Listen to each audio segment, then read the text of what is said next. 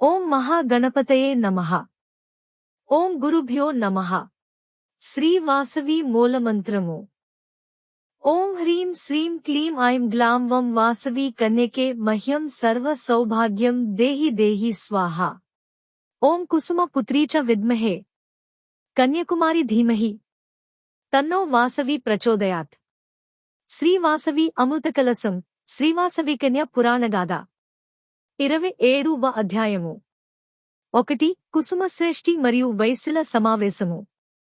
జగన్మాత దర్శనానంతరము కుసుమశ్రేష్ఠి 102 గోత్రాల వైశ్యులను నగర స్వాముల బాలనగరుల తోడ శ్రీ భాస్కరాచార్యుల వద్ద సమావేశము గావించెను. కుసుమశ్రేష్ఠి ముందుగా సభకు నమస్కరించి, ఓ సభాసదులారా, శ్రీ నగరేశ్వర స్వాముల మీద ప్రమాణము చేసి శపథము చేయుచున్నాను. నా కుమార్తె మీ అందరికిని ప్రియమైన శ్రీవాసవి కన్య వివాహ విషయమున చక్రవర్తితో యుద్ధము సంభవించునో యని భయపడకుడు. మనకు సంభవించిన ఈ విపత్తు నివారణకే శ్రీవాసవి కన్యతో పాటు మేము అగ్ని ప్రవేశము చేయుటకు నిశ్చయించుకున్నాము. అప్పుడు మీరు మన ఆర్యవైశ్య కులము క్షేమముగా నుందరనెను. కావున మీరందరూ మా అగ్నిప్రవేశమునకు అనుమతి నివ్వవలెనని ప్రార్థించెను. అది విని నగరస్వాములందరూ మూకుమ్మడిగా ముక్తకంఠమున, ఓ కుసుమశ్రేష్ఠి, ఇది సమంజసము కాదు. శ్రీవాసవి కన్య మీ ఒక్కరి కూతురే కాదు, యావత్తు మన ఆర్యవైశ్య కులమునకు కూతురే సుమా. ఆర్యవైశ్య కులమున ఏ ఒక్కరికి కష్టము సంభవించిననో అది అందరికి వచ్చినట్లే. శ్రీవాసవి కన్య మన ఆరాధ్య గౌరవ బాలిక. ఆమె కోసము అన్నిటినీ పరిత్యజించి మీతో పాటు మేమును అగ్నిని ప్రవేశించదము. మాకు ప్రాణములు గడ్డి పోచలతో సమానము. దీనిని మీ రంగీకరింపక తప్పదనిరి. శ్రీనగరేశ్వరుని ప్రీతిపాత్రమైన ఆర్య వైశ్యకుల ప్రతిష్టను శ్రీ వింధ్యావాసిని, శ్రీ జనార్దన స్వామి, శ్రీకోన కమలాదేవి మరియు శ్రీ భాస్కరాచార్యుల వారి ఆశీస్సులు కావలేయునని ఆశించు వారు మాత్రము మాతో ఏకీభవించి ఇట నిల్వుడు. ఇష్టము లేనివారు నిరభ్యంతరముగా వెడలి పొండని పల్కిరి. అంత ఆటనున్న 102 గోత్రాల వైశ్యులు మీ నిర్ణయమే మా నిర్ణయమని కరతాళ ధ్వనులు గావించుచూ ముక్తకంఠమున పల్కిరి. 2. భద్రశ్రేష్ఠి విన్నవించిన వృత్తాంతము. అప్పుడు 102లలో ఒకడగు జగన్నాథ నగర స్వామి సభనుద్దేశించి, అయ్యలారా, మీకు నా జీవితమున జరిగిన ఒక ముఖ్య విషయము ఇట దీని ద్వారా జ్ఞప్తికి వచ్చినది. వివరించద వినుడు. నాకు మహావిష్ణువు ఎన్న అత్యంత ప్రీతి. భక్తితో నేను నిరంతరము ఓం నమో నారాయణాయ అను సప్తాక్షరి మంత్రమును నియమనిష్టలతో ఏకాంతమున బహుకాలము జపిస్తూ ఆ దేవాదిదేవుని గూర్చి తపస్సు చేసితిని. నా భాగ్యవశమున శ్రీమన్నారాయణ మూర్తి ప్రత్యక్షమై వరమును కోరమనెను. అంత నేను, స్వామి, నాకే కోర్కేయు లేదు, తక్షణము నాకు మోక్షమొసుగు మని ప్రార్థించితిని.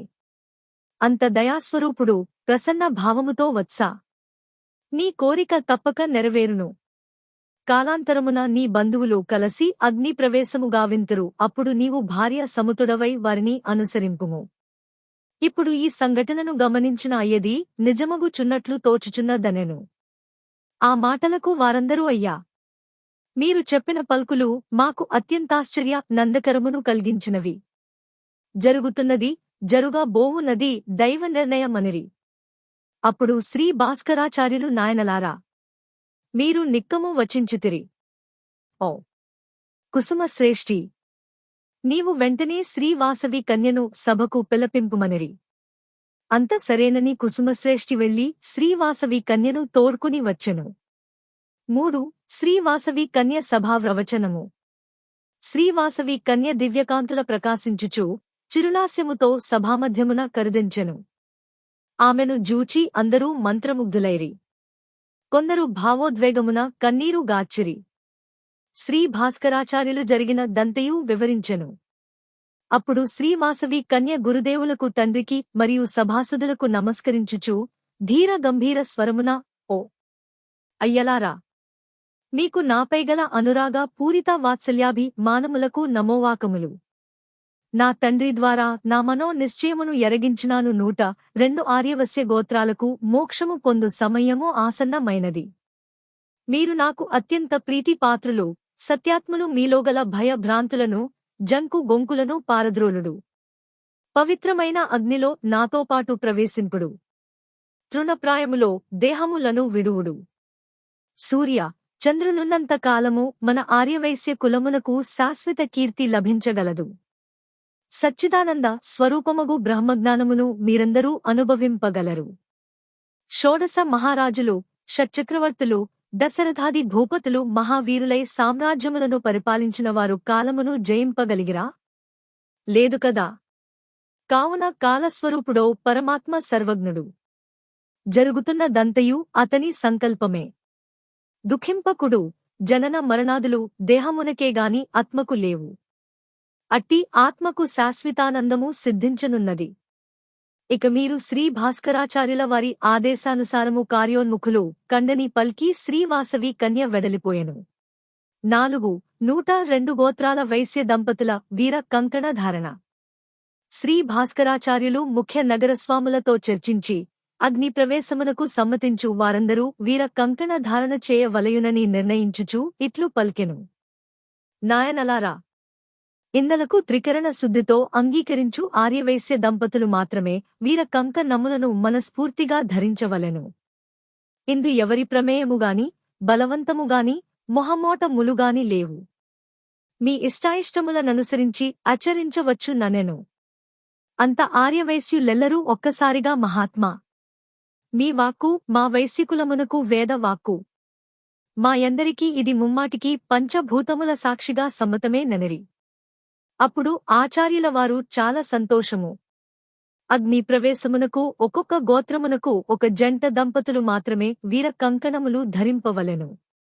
అటువంటి వారికి మాత్రమే శ్రీనగరేశ్వర స్వాముల వారి గాలి గోపురము నవరత్న ఖచిత సువర్ణ గోపురముగా దర్శనమిచ్చు ననిరి.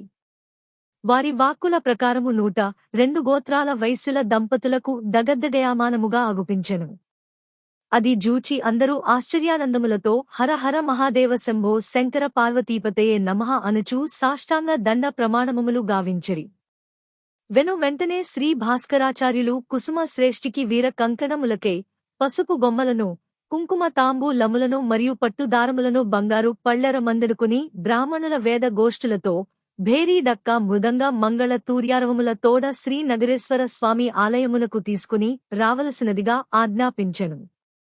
అట్లేనని కుసుమశ్రేష్ఠి కనక పళ్లెరము నందు వీర కంకణములను సిద్ధము చేసుకుని 102 గోత్రాల ఆర్య వైశ్యులు ధర్మపత్ని సమేతులై వెంట నడువ మహావైభవముతో శ్రీ నగరేశ్వర స్వామి ఆలయమును చేరుకుని శ్రీ భాస్కరాచార్యుల వారి ముందుంచెను. అంత ఆచార్యులవారు వీర కంకణములకు శాస్త్రోక్తముగా సంప్రోక్షణ పూజాధిక ములను నిర్వహించెను. తదుపరి వీర కంకణములు గల బంగారు పళ్లె రమ్మును పట్టుకుని భావోద్వేగమున కన్నీరు రాలుచుండా, ఓ నా ప్రియాతి ప్రియమైన శిష్యులారా, ఇటువంటి ద్వారా జరుగుచుండుట నాకొక వంక దుఃఖమును, మరొక వంక ఆనందోద్రేకములను కలిగించుచున్నది. ఇదంతయు శ్రీ జగన్నాథుల వారి సంకల్పము. అతి తొందరలో మీకు శాప విముక్తి లభించి పరమేశ్వరుని దివ్యనివాసము లభింపనున్నది.